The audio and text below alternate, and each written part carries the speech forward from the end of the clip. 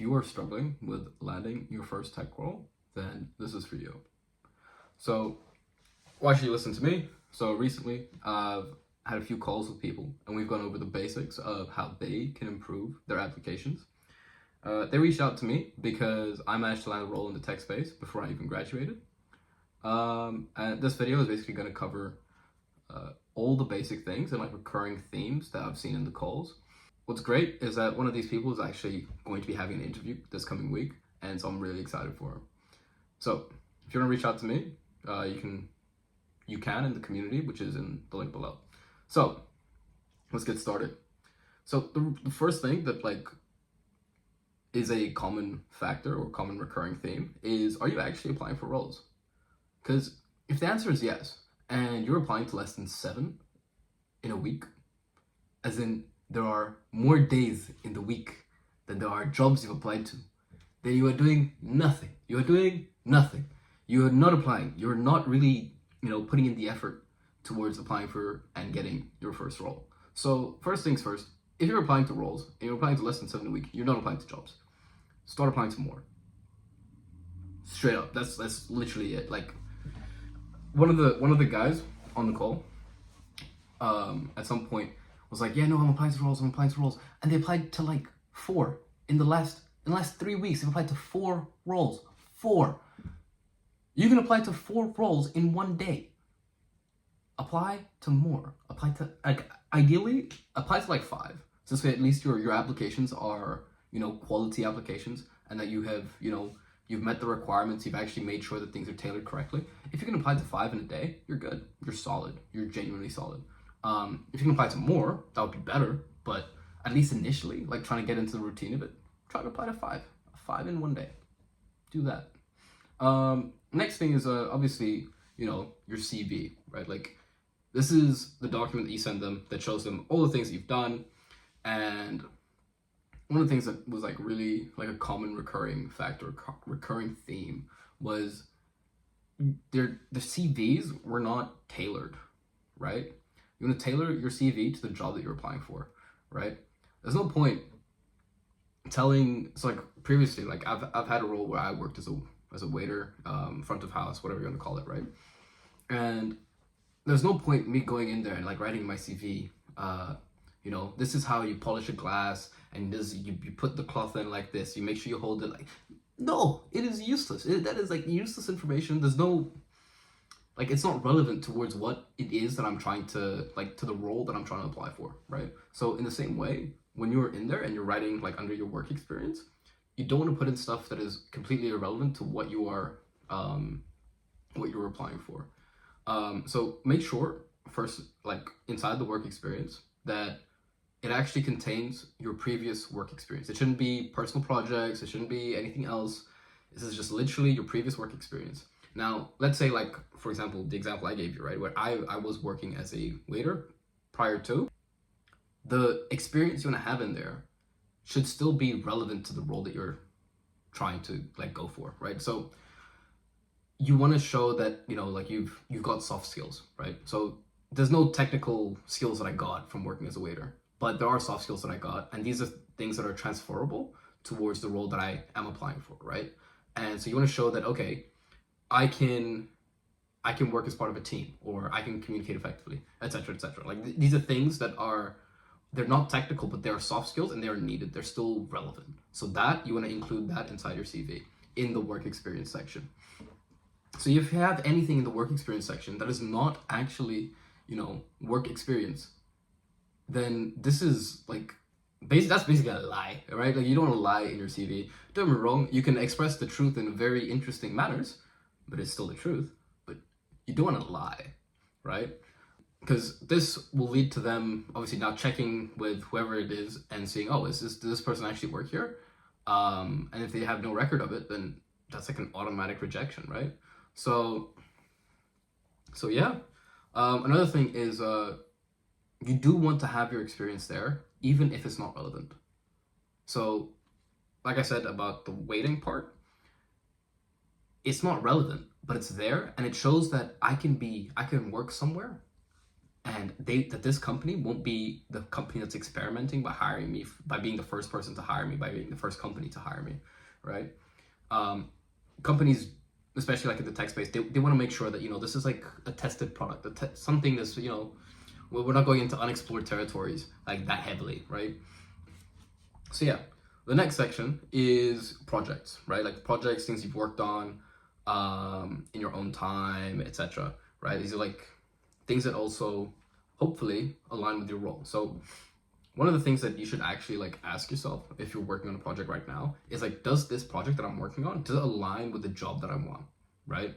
So if you're working on projects and they not align with the role you want, why are you working on them? Like it doesn't make sense. Would you go to football training to prepare yourself for a basketball match? Would you? Like it doesn't. I don't see the logic, and it seems to be something that is continuously happening. Like someone will be there and they'll build out a website, but they want to get a role in, let's say, cybersecurity, but their website has nothing to do with cybersecurity. It's just a website. It's like, why? For what? Right? It doesn't align with the goal. It doesn't align with the job you want. It doesn't align. So if you can instead, let's say you want to get a job in cybersecurity, and then you show that you are doing like extra learning. Like let's say you're completing a Microsoft course, or let's say you're on TryHackMate, right? You are getting certifications, right? Those things align with the job that you want, and it's like a personal thing that you've been working on. Great, put that there. Like put an effort towards that, right? If you want to do a software development role, and you're building websites, and then you're building things like programs and applications, apps and stuff, like that is relevant to what you want to do. Do that. There's no point if you're trying to be a software developer and then you're now doing like TryHackMe. For what? It doesn't align. So yeah, so obviously make sure the projects you're working on actually align with the role that you want to be doing. So now, how do you present your projects, right? So if you have a project that you want to put in your CV, you want to put the title of your project, right? You want to put in the skills gained or the things that you've done that are really, really good, that are within the project, right? And then if you have like a link towards the project or something that, or let's say this is publicly available, like you've made this publicly available, you're gonna put the link next to the project, right? Or next to the tool.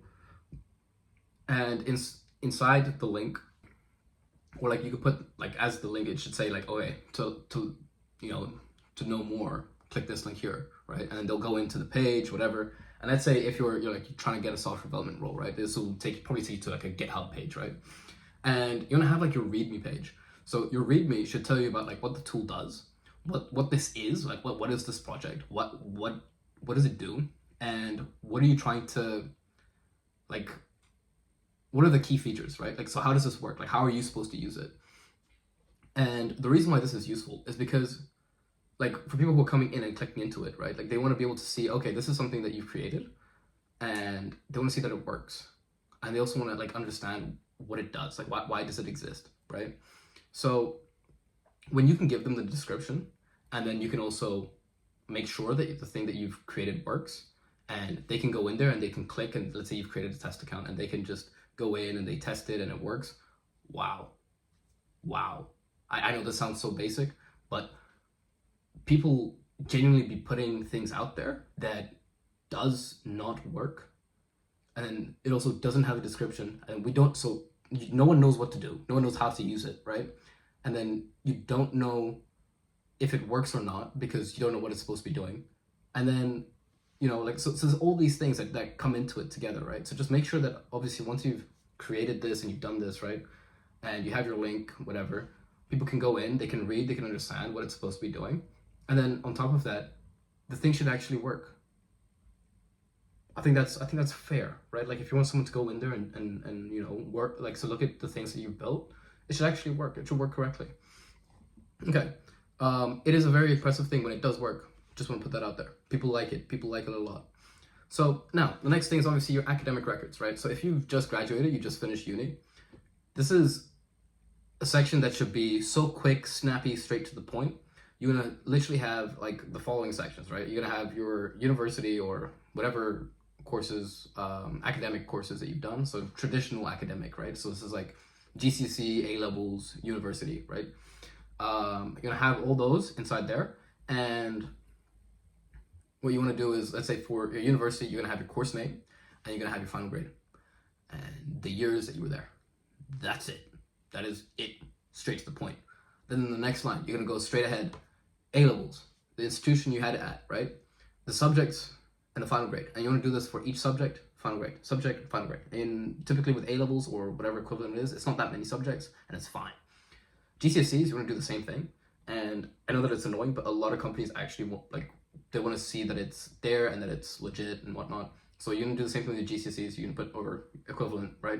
You can put your subject, final grade, and like the time that you graduated as well. That's like the last thing that you want to put in there is like on the like towards the end is the dates that you were at this, or the date that you graduated, basically, or finished with that stage of your academics.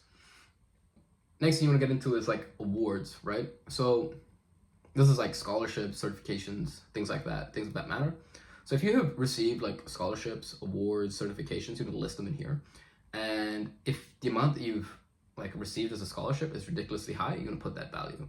If it's not, then like, let's say if it's like an academic one, right? You wanna just put in recipient of scholarship for academic excellence and then the institution that you got it from, right? Boom. Straight to the point.